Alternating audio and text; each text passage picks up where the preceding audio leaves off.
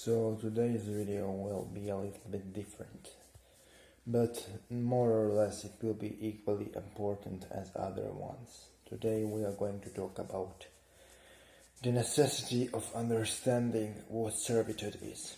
Servitude to the spirits and servitude to the self. Those two servitudes are necessary for the ascension of the initiate unto the path. What is the servitude to the self? The servitude to the self is the dedication of the Black Magician to study the mysteries for self-empowerment and expansion of gnosis. The servitude to the spirits is necessity and willingness to participate in spiritual agenda of the spirits you are working with, expanding their common goal in order for them to initiate you into deeper mysteries you desire to obtain. Many people want to call the spirits, ask them for wisdom and knowledge, and they expect and they want to receive that wisdom and that knowledge without doing anything in return. They make symbolic pacts and covenants in which they quote-unquote sell their soul to their chosen entity, which is not more than weak spiritual link created between the spirit and the practitioner. In my previous video I explained how selling your soul is impossible and how that concept damages the understanding of spiritual relationships as well as understanding of spiritual praxis in general. Now, what it means to work with your spirit of choice together on his macrocosmic agenda. It means that you practice rituals which expand the energy and influence of that spirit in the world, and in return you receive secret knowledge which is reserved only for the spiritual associates of that spirit. Once you participate in spiritual agenda of the spirit through those rituals, you are no more treated like a human being. You are actually treated like a part of spiritual hierarchy. You are bestowed knowledge and abilities which help you to, by yourself, without help of any spiritual entities, manifest things for which other people need to call spirits.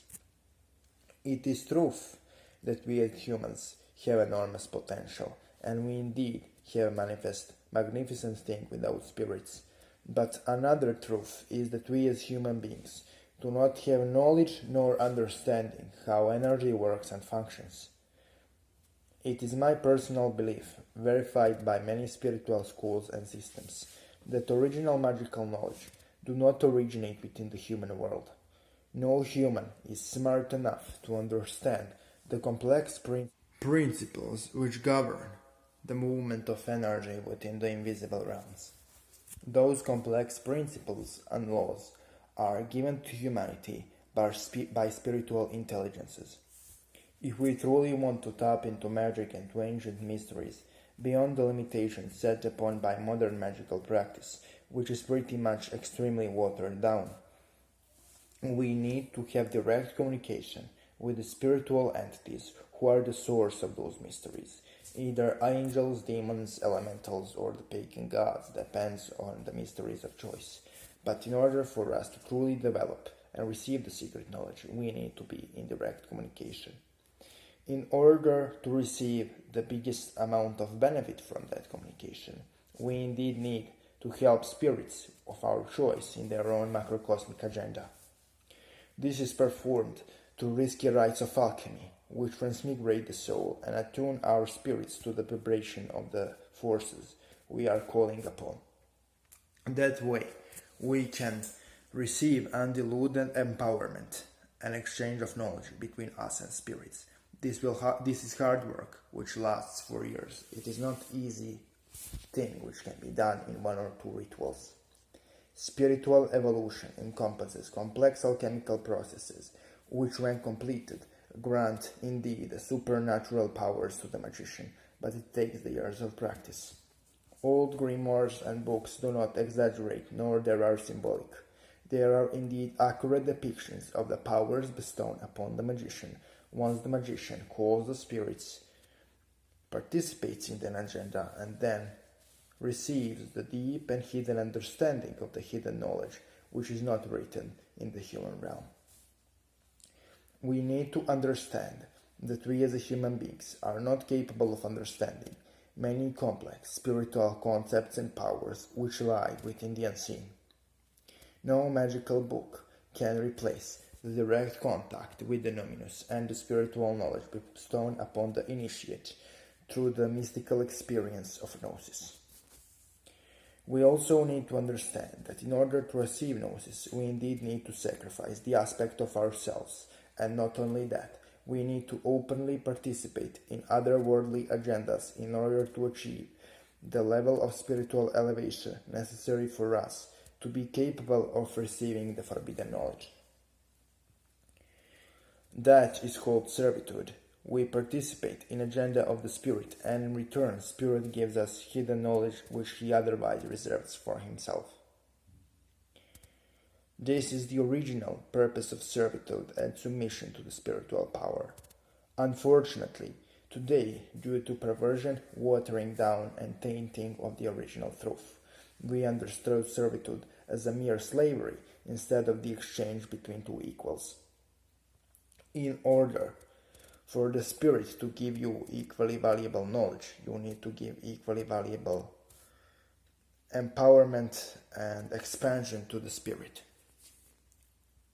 Once that relationship is built upon, you are not treated as a mere human trying to cause Spirit and call him upon for his personal gain.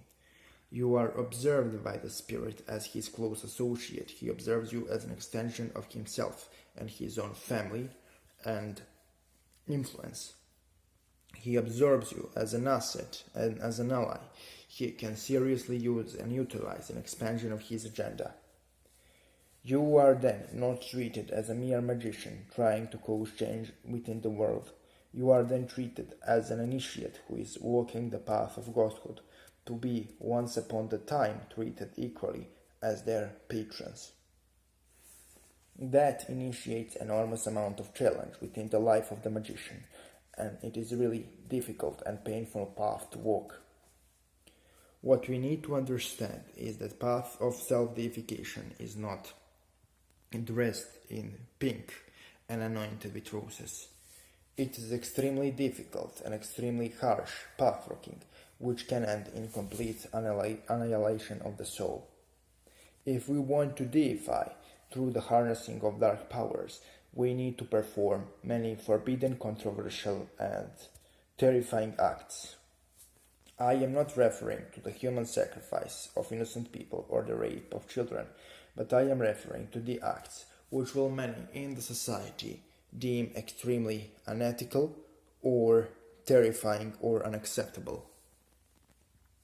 Magician needs to go beyond the limits of normality and conformity in order to truly harness mysteries of the unseen within the darker realms.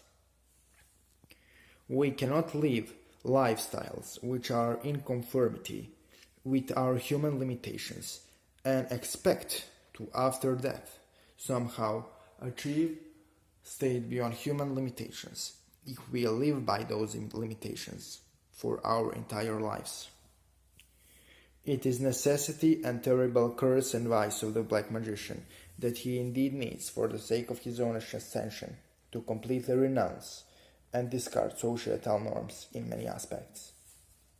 This leads to isolation of the individual by society and extreme societal pressure, which is too much for many people to handle, and that's why they only dabble in this path. You will be hated, hunted, and despised by your environment. They will reject you and taint what you do according to their own limited perception without understanding what you are actually doing. That's one of the basic difficulties black magicians face. The true understanding of black magic is that all of those dark and so-called sinister things are actually necessary for the functioning of the universe.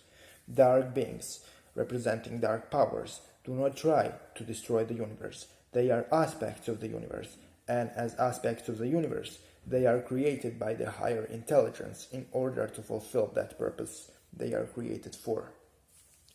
Once you engage with your dark intelligence of choice as a black magician, you indeed need to help the dark intelligence of choice to fulfill his purpose by which and for which he is created, by helping demon to fulfill his purpose, to furthering his agenda. You indeed become elevated so you can fulfill your purpose as an elevated being. This is an equal exchange. Unfortunately, many people do not realize that those dark and destructive and transformative things are necessary for the function of the universe because they themselves see it as an unpleasant phenomena. For that reason, practitioners of those controversial and sinister arts are usually persecuted and misunderstood. As human beings, we need to understand that spirit will sometimes demand from us things we deem unacceptable. When that happens, magician has one of two choices. First is to refuse to do an acceptable thing. Second is to have an understanding that that unacceptable thing, no matter how unacceptable it seems to the magician, actually has his own place in the universe, and the reason why it has to be done. After a magician performs such an act, through the guidance of the dark spirit, he will be greatly elevated and transformed. We also need to understand that forces we are conjuring are morally ambivalent. It doesn't matter are the forces celestial, infernal, or elemental. Let me give you an example. Demon King Belial corresponds to the earth and the primal force of violence. Once the gateway for him is opened through sinister alchemical rites, the violence in your area will increase. That violence can be used by oppressed to defeat their oppressors, but it also can be used by the oppressors to abuse the oppressed. It is the same impulse used in two different ways. What Belial does when he opens his own gate is he confronts you with the power of that violence. It is your choice as a magician how you will use that violence. Spirits are morally ambivalent, especially the chthonic ones, and they do not care how the power is used. What they care about is that that power spreads through the world more and more. This is something modern black magicians do not understand. They do not understand that spirits think, operate, and live beyond our limitations of morality. Ascribing metaphysical qualities to the moral laws created by the human societies is a great obstacle to the spiritual evolution of man, his intellectual, physical, and biological development. I will end this video with the following example. When I opened gates to Belial, it resulted in really violent incidents in my life. It is not the guilt of Belial, and it is not Belial who should be blamed for those incidents. It is indeed humans who reacted to that energy in a pathetic and weak way through engaging in petty violence, instead of harnessing that energy of primal power to do something which is more beneficial for the environment and themselves. It is not primal power who should be blamed for the vices and mistakes of man. Primal power give us the ability to choose. They allow polarity to exist, light and dark, underworld and the celestial world, destruction and creation. We need to understand that we are, by our own will and by our own creation, responsible for our actions and behavior, and we shouldn't blame our actions on any spirits or entities. Majority of people do exactly that. When something bad happens in your life, they blame spirits for it. Spirits indeed open the gateways to the energy, but how you handle that energy and how you react to that energy isn't the fault of the spirit. That spirit expands his influence because he wants to do his particular task better. The task of Belial is expansion of the primal violence. How should man use that violence is not the responsibility of Belial, it is the responsibility of man who uses this violence according to his own will. While the existence of Belial allows for the primal violence to exist, it is a man who channels this violence and creates an end result with it. The existence of primal violence is necessary. It is not necessarily malevolent for human society and existence, but it is us humans who cannot channel that violence and instead use it for self-destructive purposes. It is not a false and misrepresenting conspiracy of the demonic. It is indeed weakness of the humans which creates the problem. It is my personal opinion that we need to open more of those gates to strengthen humanity.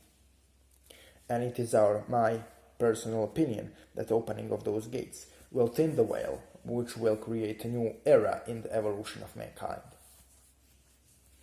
It is enough for this video. I hope you enjoyed this discussion.